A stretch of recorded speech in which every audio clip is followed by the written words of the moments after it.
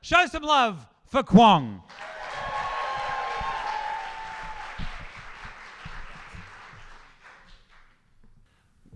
Growing up in Australia as a little Chinese boy in Canberra, my parents always told me that there were three things that I could be: a lawyer,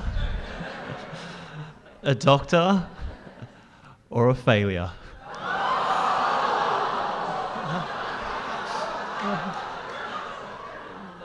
But at 9 years old, a career path wasn't really what was top of my list.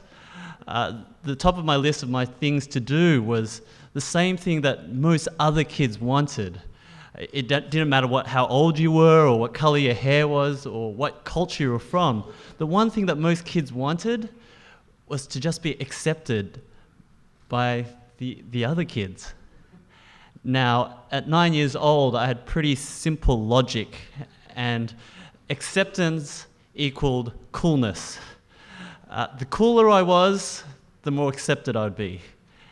And I thought that was pretty simple, but the problem was I wasn't that cool. Bowl-shaped haircut? Yeah, not cool. A maths nerd? Not cool. And speaking pretty bad English wasn't cool. Now, in my search for coolness, I realized that there was some hope, because I realized that, a bit like karate, kung fu was cool. And at the time, my idol was Jackie Chan. Jackie Chan's this famous Hong Kong martial artist. He climbed trees, he jumped off buildings, he pretty much kicked everybody's ass. And I figured, he's got black hair, I've got black hair. He spoke bad English, I spoke bad English. Hey, I'm a Kung Fu master. And so, when I found out that Jackie Chan was actually going to be eating in a little Chinese restaurant in Canberra, I was like, over the moon. I was like, I've got a plan to be cool. All I have to do is go to the restaurant, get his autograph, get a photo, take the evidence to school, and it'll be instant coolness. And so my parents took me to this Chinese restaurant, which happened to be called Great Wall. And if there are any Canberrans in here, you know it's the truth. And they took me to this restaurant, and I sat down on the table in front of me, and the waiter told me that Jackie Chan was in the private room. They were up some stairs, sort of about the same height as this stage, up on a mezzanine, a little bit on the side. And I went up to the private room, big white blank doors, you couldn't see through them, and I stood there, and I was ready to knock on the door. And then my 9-year-old logic said, wait a moment, I can sit down on the table, wait till he walks out of the room, and that won't be as conflicting. And so I walked all the way back down the stairs, sat on the table, and I just stared at the door. And for the next hour, I was staring, hoping that Jackie would come out, and he didn't come out. And I was thinking, dude, don't you need to go to the toilet? What's happening? And then I looked in front of me on the table, and all the food had finished, and I was running out of time. And so I said to my parents that I was still hungry, and they ordered another plate of sweet and sour pork. And for the next half hour, I ate as slowly as I could, looking at the door. But another half hour passed, and my parents said, look, you've got to go knock on that door or we're going home.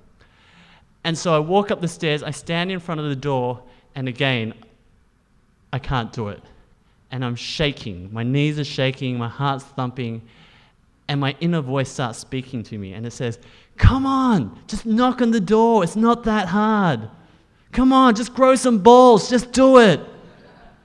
And my other voice is saying to me, you're 9 years old. You haven't hit puberty yet.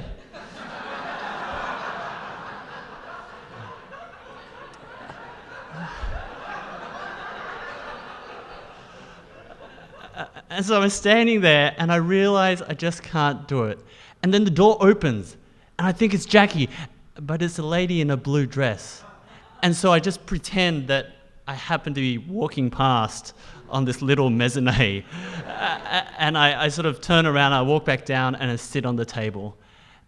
And my parents said, look, you just have to go do it. And so I go back up there, I'm standing there again, and I realize I can't do it, and I realize I'm never going to be cool. And I start to cry.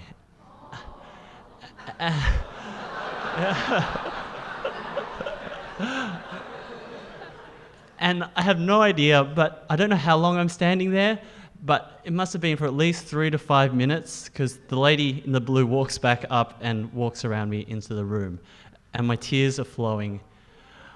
I go back down, I sit down with my parents, and I'm hoping, just hoping, that maybe my tears will convince them to actually do the dirty work for me. And I'm praying and I'm hoping, and my parents stand up and they start putting on their jackets. And I realize my parents aren't going to be doing anything awesome because they're Asian.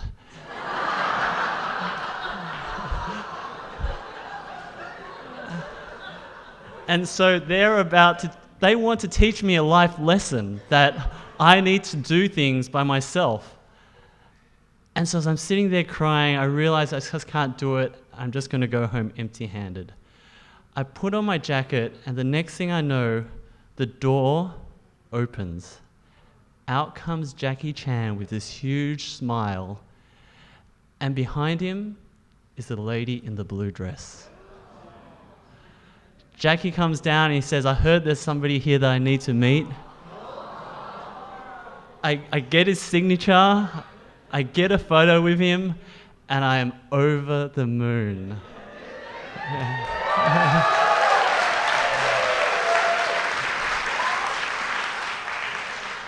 So that night I learned there are three people who help us in our lives. They're our idols who inspire us. There are the people who love us, who try to teach us. And there are just those really, really nice people who just want to help.